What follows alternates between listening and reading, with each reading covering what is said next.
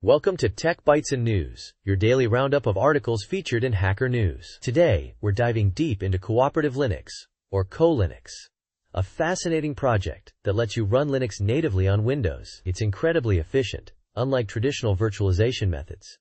Right. I've always been intrigued by the idea of running Linux on Windows without the performance overhead of a virtual machine. So how does co-Linux achieve this amazing feat? It's all about cooperative multitasking and a clever use of drivers. Instead of emulating the entire hardware, co-Linux uses special drivers within Windows to interact with the hardware. Think of it as a bridge, seamlessly translating requests between the Linux kernel and the Windows system. So the Linux kernel runs in a privileged mode, right? That's a key aspect, isn't it? How does it manage to avoid conflicts with the Windows kernel? Exactly. It operates in ring 0, but the magic is in the constant switching between the host OS and the co-Linux kernel. This allows co-Linux to have full control over its allocated memory space, managing paging and protection independently. It's a very elegant solution. It's almost like a dance, a carefully choreographed exchange of control. A dance, I like that. And because it uses the same binary format as native Linux, you can run unmodified distributions, correct? That's a huge advantage over other methods. Absolutely. No need for special builds or modifications. You can just take your favorite distro and run it. It's seamless. The article even mentions running KNOPPIX Japanese edition on Windows using co-Linux. That's pretty cool. It is. But what about hardware virtualization?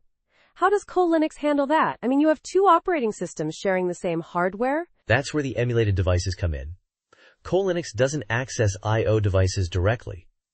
Instead, it interacts with emulated devices provided by the co-Linux drivers in Windows. A regular file in Windows could act as a block device in co-Linux, for example.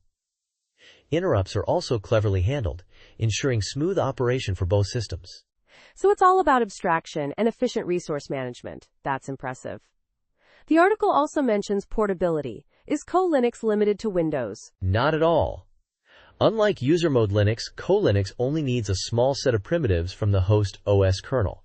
This makes it surprisingly portable. They're even working on a React OS port. It's a testament to the design's elegance and flexibility. That's remarkable. It seems like co-Linux offers a compelling alternative to traditional virtualization, especially for those who want a lightweight and efficient way to run Linux on Windows. The fact that it's open source is a huge plus too. Precisely.